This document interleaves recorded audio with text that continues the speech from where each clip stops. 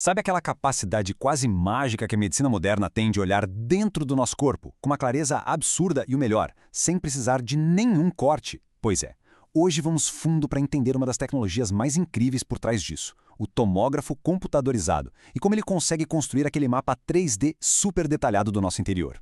E a pergunta que não quer calar é justamente essa, né?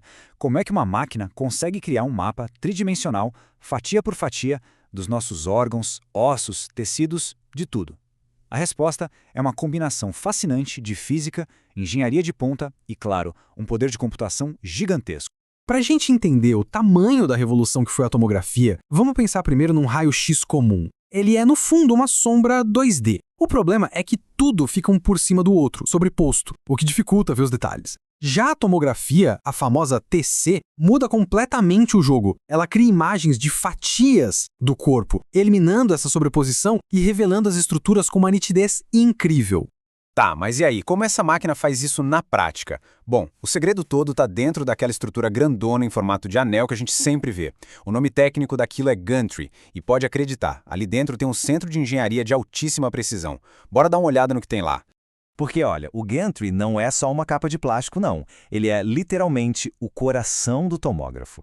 Lá dentro tem um conjunto complexo de componentes de altíssima tecnologia, desde o tubo que gera os raios-x até os detectores que os capturam. E tudo isso precisa funcionar numa sincronia perfeita.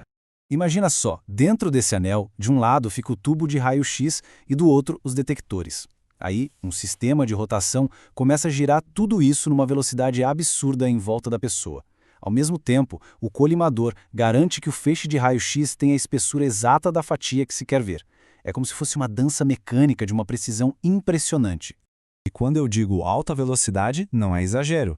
Os sistemas mais modernos conseguem dar uma volta completa a 360 graus em cerca de 1/4 de segundo.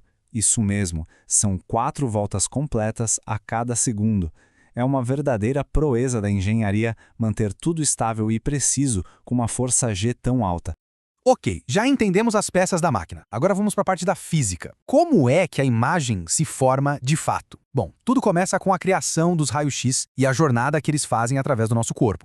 Dentro do tubo de raio-x, o processo é direto, mas muito poderoso. Um filamento esquenta tanto que começa a liberar elétrons. Uma voltagem altíssima acelera esses elétrons com tudo contra um alvo de metal.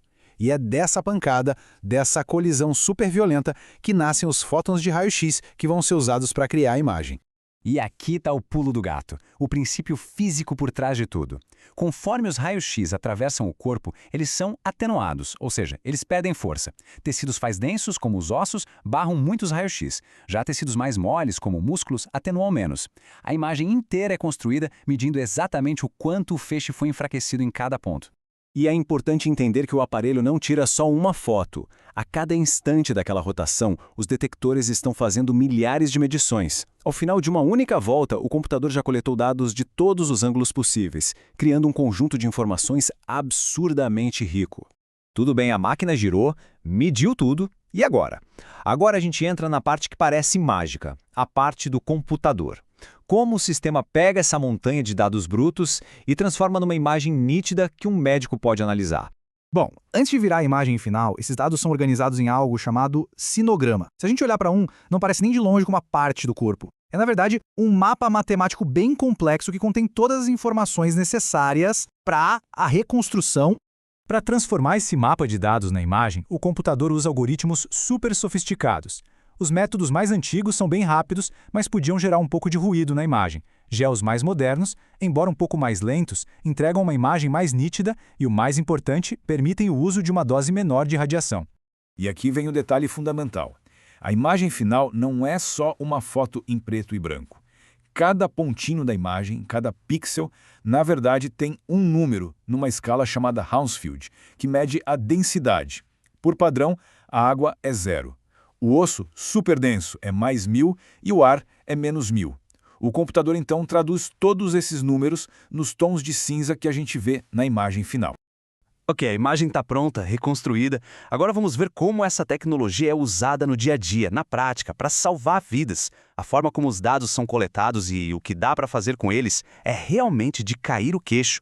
Existe basicamente 2 jeitos de fazer o exame. O modo axial é como empilhar moedas. A máquina escaneia uma fatia, a mesa avança um pouco, escaneia outra e assim por diante. Já o modo helicoidal ou espiral, que é mais moderno, a mesa se move sem parar enquanto o gantry gira. Assim, ele adquire um volume inteiro de dados de uma só vez, no movimento contínuo, como se fosse uma mola.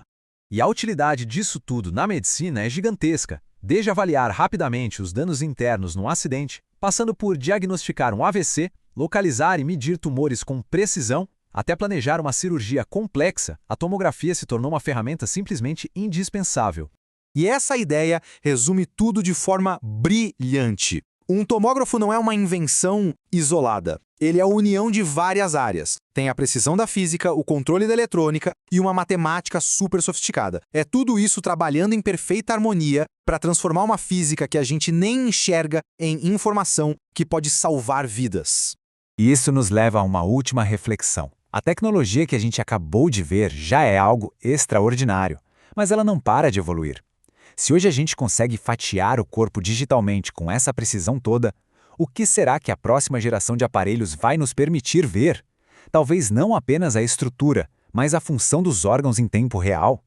O que o futuro da imagem médica ainda irá revelar? Fica aí a pergunta. E com isso, a gente encerra a nossa análise de hoje.